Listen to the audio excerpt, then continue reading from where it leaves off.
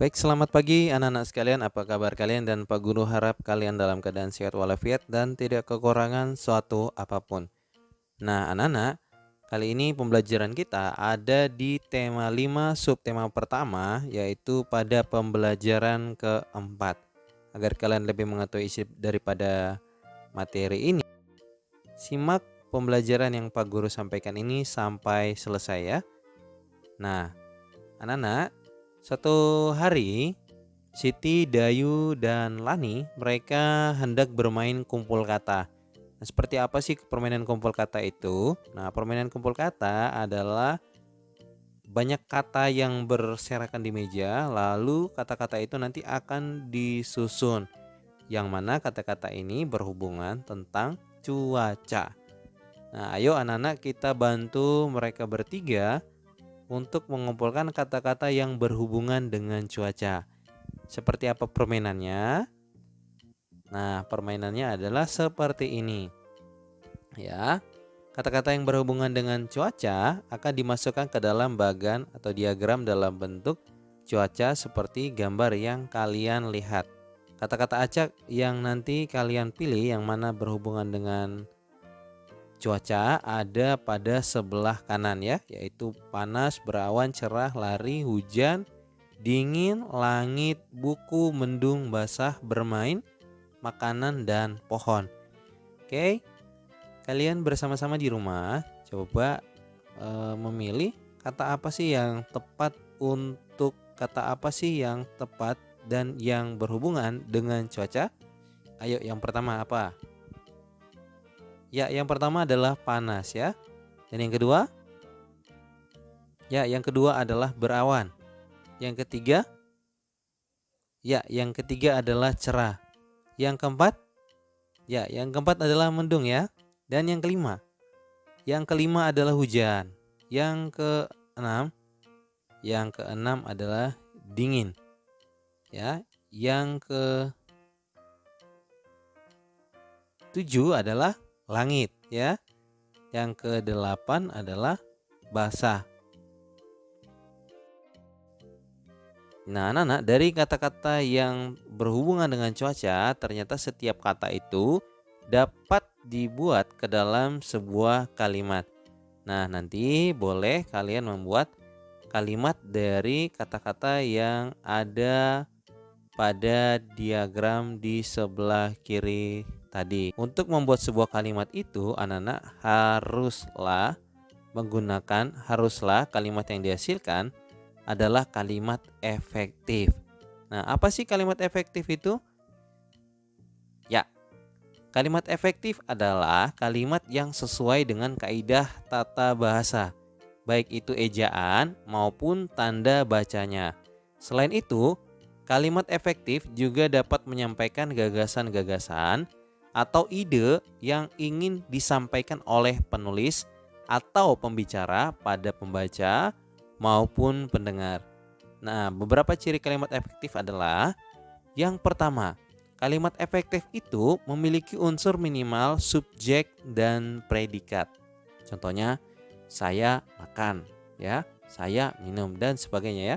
Dan yang kedua, kalimat efektif itu cirinya adalah tidak menggunakan banyak kata, ya, atau penggunaan katanya tidak boros. Artinya bahwa kata yang bermaknanya sama tidak diulang pemakaiannya. Contoh, saya makan agar supaya. Nah, agar dan supaya kan maknanya sama ya, sehingga tidak boleh digunakan secara bersamaan. Itu namanya adalah penggunaan kata yang tidak boros. Sehingga yang tepat adalah saya makan agar sehat misalkan ya. Nah, gitu anak-anak. Lalu kalimat efektif memiliki ciri adalah memiliki makna yang jelas. Contohnya, Beni masuk ruang kelas. Yang kedua, Udin dan Edo menyapu halaman sekolah. Yang ketiga, Siti sakit sehingga tidak dapat masuk sekolah. Keempat, siswa-siswa berolahraga dengan semangat. Yang kelima, ibu guru menjelaskan pelajaran hari ini dengan baik. Nah, nanti anak-anak kalian dapat membuat kalimat yang efektif berdasarkan kata-kata yang berhubungan dengan cuaca nanti ya anak-anak ya. Oke anak-anak.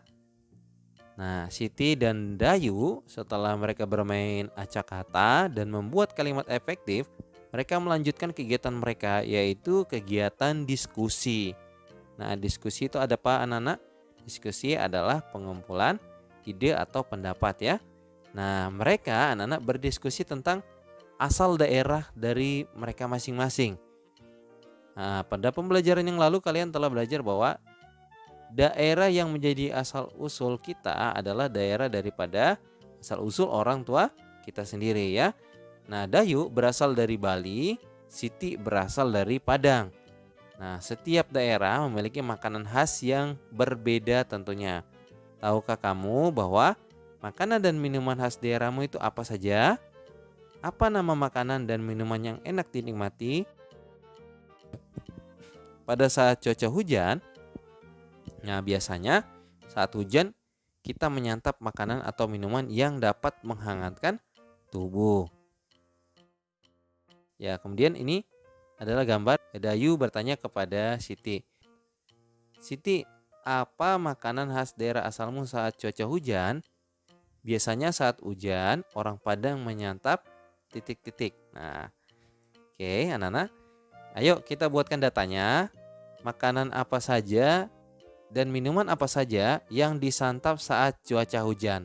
Nah, makanan khas daerah asalmu boleh juga kalian masukkan ke dalam tabel ya.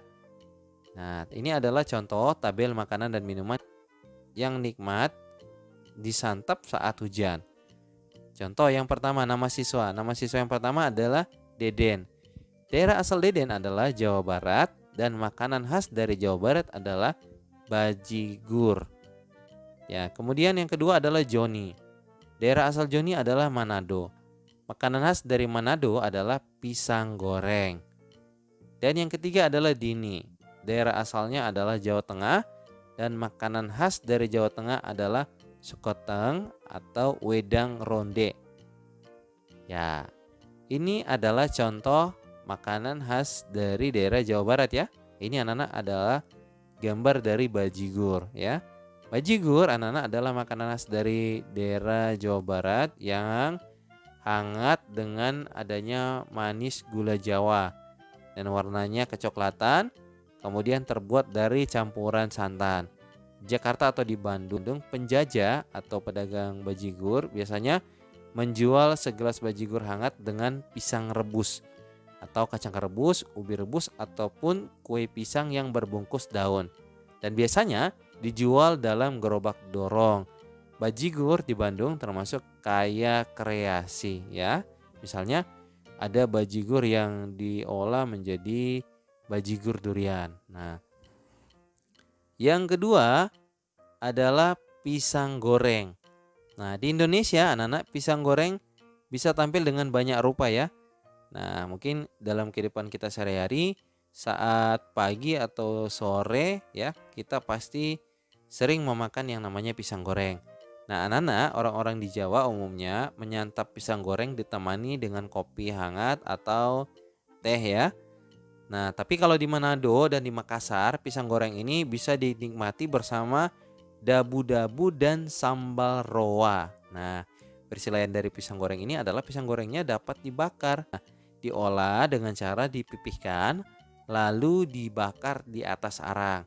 Sedangkan pisang bakar versi sekarang ini atau versi kekinian kadang dibaluri dengan selai coklat atau green tea. Ya. Nah, yang ketiga adalah sekoteng atau wedang ronde. Sekoteng atau wedang ronde ini adalah minuman yang berisi kacang hijau, potongan roti, kacang tanah yang disangrai serta mutiara Cina. Adapun komponen penting dari wedang ronde ini adalah jahe dan ronde itu sendiri. Berupa bulatan putih yang kenyal saat digigit dan isinya adalah kacang tanah. Wedang ronde dilengkapi kolang-kaling serta mutiara Cina. Sekoteng dan wedang ronde populer di Jawa Tengah ya. Dan yang keempat adalah bakso. Ya, hidangan satu ini anak-anak bisa ditemui di seluruh daerah di Indonesia dan cocok disantap saat cuaca dingin ya. Nah, disajikan dengan panas-panas, lalu ada kuah yang gurih dan membuat kita kenyang. Bakso selalu menjadi andalan saat cuaca hujan atau saat musim hujan. Entah itu bakso urat yang super besar atau bakso Malang yang disajikan jernih dengan cocolan sambal dan siap untuk disantap. Nah, anak-anak, yang berikut adalah papeda ikan kuah kuning. Nah, kita berada di Papua dan tentu Pak Guru yakin semuanya pernah makan atau mengonsumsi papeda ya. Nah, papeda adalah makanan yang berupa bubur sagu khas dari Maluku dan Papua. Biasanya papeda ini kalau disantap akan disajikan dengan ikan tongkol atau di sini biasa atau di daerah kita biasa disebut dengan ikan ekor kuning ya, atau ikan cakalang atau mubarak yang dibumbui dengan kunyit. Dan papeda biasanya berwarna putih dan bertekstur lengket menyerupai lem dengan rasa yang tawar.